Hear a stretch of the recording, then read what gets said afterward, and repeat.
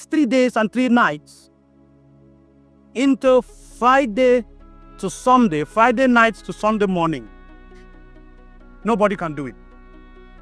Friday evening to Saturday evening will be one night. Is that not so?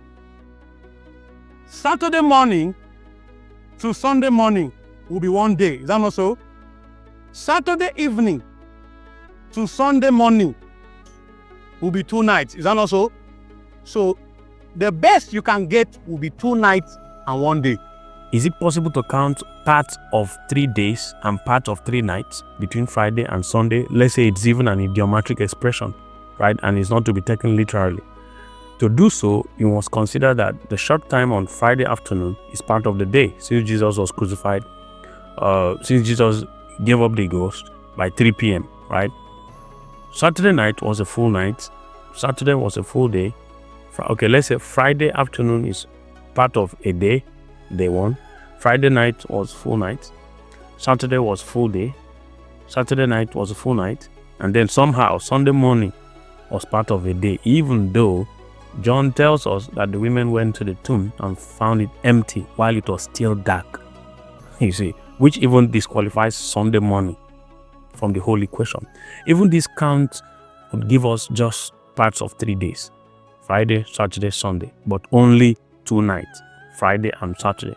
But so the truth becomes obvious. It is impossible to count 3 days and 3 nights from Friday afternoon to Sunday morning, and equally impossible to count part of 3 days and part of 3 nights. If scriptures is to be believed, there is no possibility of a Friday crucifixion. The fact that 3 days is used by the Hebrew idiom for any part of 3 days and 3 nights is not disputed. But when the number of nights is stated as well as the number of days, then the expression, when you now say 3 nights, if Jesus had said 3 days, then it could have easily been a Hebrew idiomatic expression. But because he mentioned 3 nights, then the expression ceases to be an idiom and becomes a literal statement of fact. Moreover, as the Hebrew day began at sunset, the day was reckoned from one sunset to another.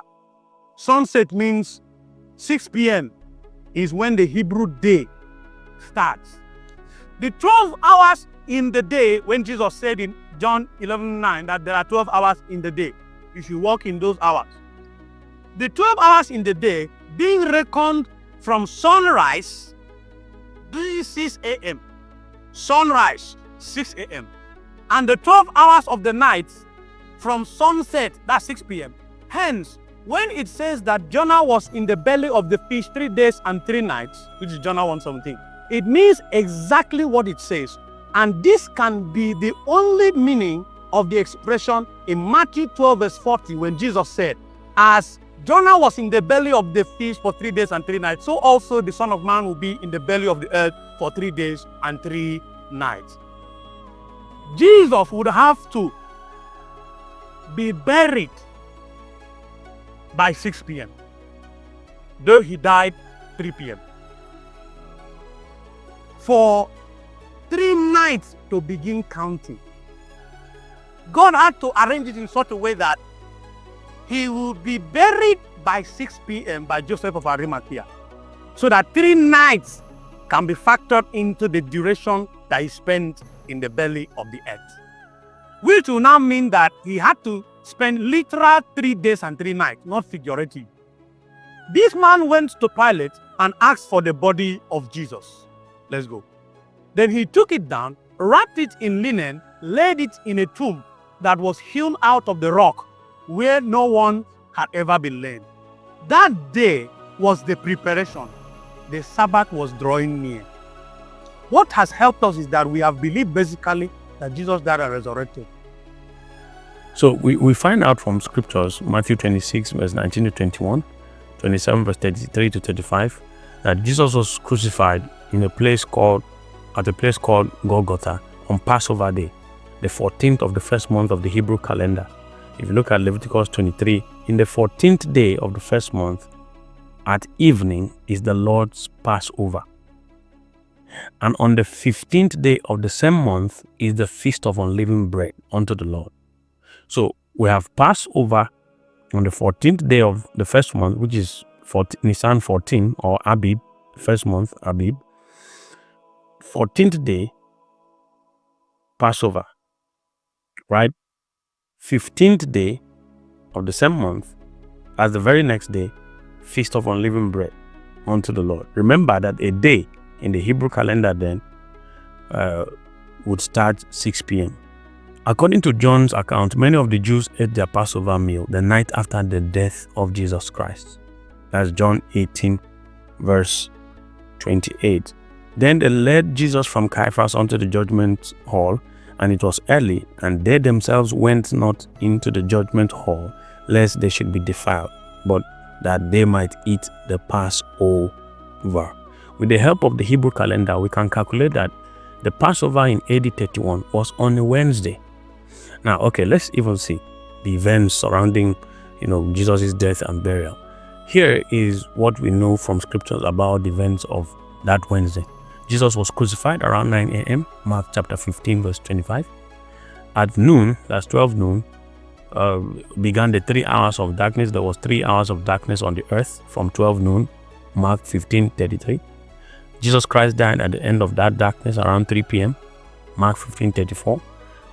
Joseph of Arimathea came to Pilate asking for his body.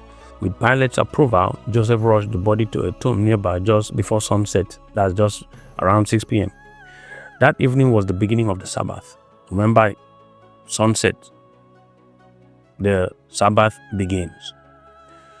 But it wasn't the weekly Sabbath, and this is where we're going. It was a high day, the first day of unleavened bread, which was what we call the high Sabbath, right? The yearly Sabbath, not the weekly Sabbath, which is on Saturday, right? Which actually begins Friday 6 p.m. sunset, all up until Saturday 6 p.m. sunset. John 19 verse 31, let's see. The Jews therefore, because it was the preparation day, so this is the preparation day. Jesus has been crucified, and now he is to be buried by sunset, so that the yearly Sabbath, which will be the first of the Sabbath of that week, which is 15th Nisan, which would be the day of the first day of the unleavened bread. But just before 6 p.m., right, the Jews, because it was the preparation that the bodies should not remain upon the cross on the Sabbath day, right? The Sabbath day will begin by 6 p.m. For that Sabbath was an high day. So that particular Sabbath was not the usual weekly Sabbath. So they besought Pilate that their legs might be broken and that they might be taken away. We saw from scriptures they didn't finally break Jesus' leg. So this all happened so quickly that the women had no time to prepare the body. Everyone rested on the holy day, which was on Thursday, leaving no time for the women to purchase and prepare spices until after that holy day, which was the first Sabbath for the week, which was the yearly Sabbath that happens once a year, right? Until the Sabbath had passed. So the women were able to purchase and prepare the spices on Friday, the day after the first Sabbath. Right? So after purchasing and preparing the spices, there was not enough time in the day left to go to the tomb to anoint the body before the second Sabbath, which will now be the weekly Sabbath that starts Friday 6 p.m. and cuts across till Saturday 6 p.m. So they began another day of rest at sunset of Friday. So after the second Sabbath, early on the first day of the week, that's before sunrise, they went to the tomb with the spices. But when they arrived, the body was already gone. Luke 24, verse 1-3.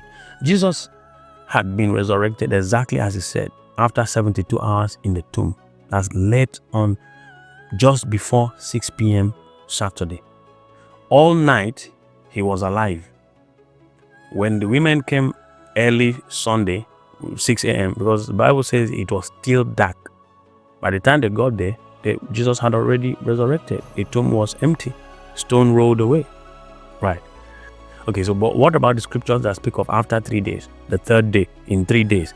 Do they contradict the period of 3 days and 3 nights, after 3 days is found in Matthew 27:63.